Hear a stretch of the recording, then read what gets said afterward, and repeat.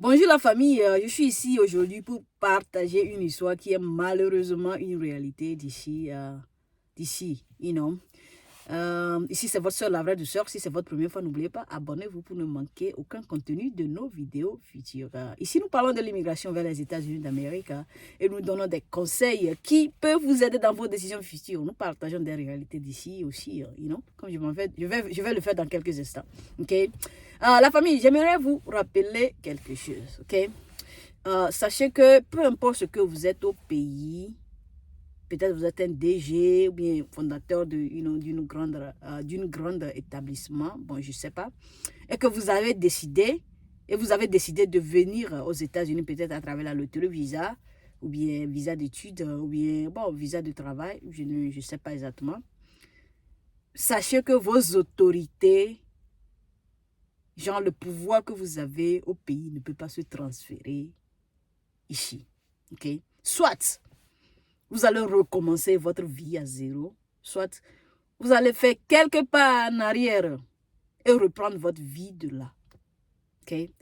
Le plus tôt vous allez accepter cette réalité, le moins compliqué votre vie sera.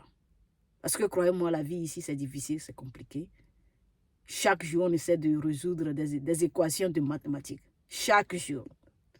Donc, si vous acceptez cette réalité-là, le moins d'équations, vous aurez à résoudre. On est d'accord. Voici l'histoire. Le week-end passé, je passais du temps avec un ami à moi. Et voilà que son téléphone n'a pas arrêté de sonner. Il a refusé de décrocher. Donc, j'ai cherché, par curiosité, j'ai cherché à savoir ce qui ne va pas. Il me disait que c'est comme ça. Il était censé amener un monsieur à faire sa carte d'identité. Mais il a changé d'avis. Donc, bref, le monsieur appelait pour s'assurer que le rendez-vous tient. Mais il ne veut rien avoir avec le monsieur. J'ai cherché à savoir pourquoi tu veux plus l'aider. C'est toi qui as voulu l'aider avant ou bien. Et voici ce qu'il m'a dit, que c'est comme ça. Il a connu un monsieur au boulot. Et bon, au cas où vous ne savez pas, lorsque l'âge est un peu avancé, c'est un peu difficile d'assimiler la langue. Donc, il a connu un monsieur comme ça, qui a du mal à s'exprimer. Et voilà que il parlait un peu la langue que le monsieur parlait. Genre, il a été en mission dans leur pays, quoi. Donc, il s'est, genre, il volontaire, quoi. Il a décidé volontairement de traduire pour le monsieur au cas où un problème surgit. Ils essaient de lui expliquer quelque chose et le monsieur a du mal à piger ça. Il intervient pour pouvoir traduire ça. J'ai travaillé au warehouse quand j'étais arrivé ici. Je suis sûr que beaucoup de gens l'ont fait parce que quand vous venez ici, souvent les boulots de warehouse sont des boulots où vous n'êtes pas obligé d'avoir un anglais solide avant d'arriver là-bas. Ils ont juste besoin de votre force physique. Ça ne veut pas dire qu'il y a des gens qui ne parlent pas l'anglais. Ça ne veut pas dire qu'il y a des gens là-bas qui ne parlent pas l'anglais. Okay? Donc, le monsieur, l'ami en question, interprétait pour le monsieur en question. Mais il disait que dans ses dires, parfois quand il est en train de passer et parler avec le monsieur a tendance à dire aux gens que lui ne respecte pas ou bien il ne sait pas parler aux gens qui sont âgés, âgés plus que lui, ou bien il n'a pas du respect.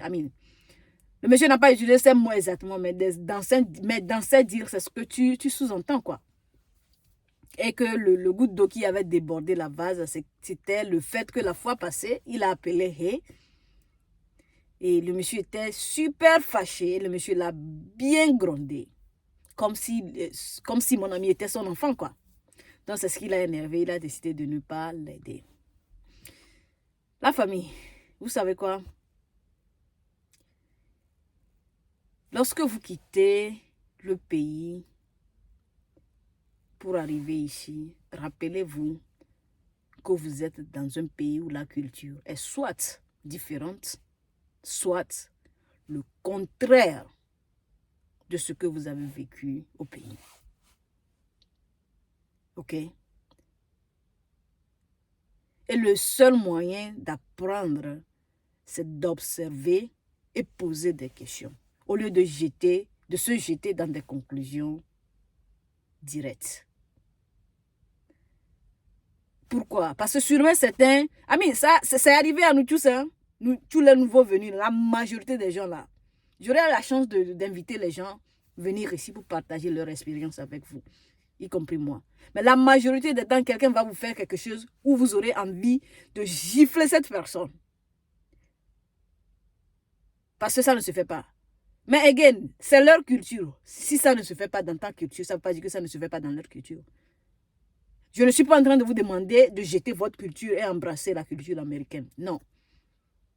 Je vous demande de trouver le juste milieu. Et pour y arriver, c'est d'observer, de poser la question.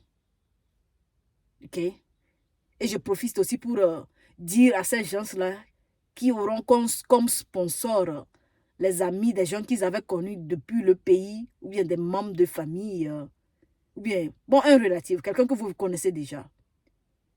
C'est vrai, vous connaissez cette personne, mais la personne, tant que la personne vit ici, avant vous, sachez que ce n'est plus la même personne. Bien sûr, vous vous attendez par en causant par le téléphone, quelque chose comme ça. Mais vivre ensemble, vivre ensemble et s'entendre au téléphone, par le téléphone avec quelqu'un, c'est deux choses différentes. Donc, lorsque vous arrivez, sachez que vous n'avez plus cet ami-là que vous avez connu. OK? Prenez du temps à observer, même si cette personne dit quelque chose que vous n'avez pas aimé là. Prenez le temps, observez, allez poser des questions à quelqu'un. Hey, j'ai attendu, telle personne a fait si tu penses que c'est intentionnel. Bien sûr, il va arriver des moments où les gens vont faire des choses intentionnellement.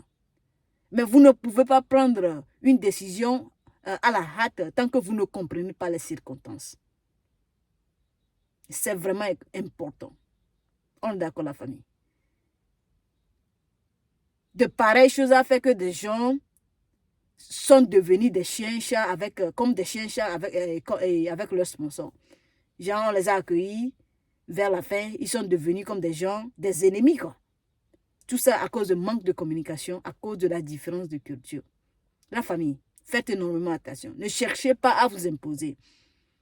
Moi, je vois deux situations ici. Une personne qui a besoin de l'aide, une personne qui est en train d'aider. Tu es dans la position où tu as besoin de l'aide. Alors, essaie de supporter le caprice ou bien les caprices de cette dernière, de cette personne. Et fais ton possible pour pouvoir trouver un chien à toi aussi pour éviter des embêtements. Et au même moment, essaie d'apprendre. Surtout, essaie d'observer. Parce que ça va beaucoup t'aider. Tu veux prendre des décisions à la hâte, sans penser, sans vouloir observer, sans vouloir savoir si c'est intentionnel ou pas. Oh, la famille, croyez-moi, les gens vont vous fuir.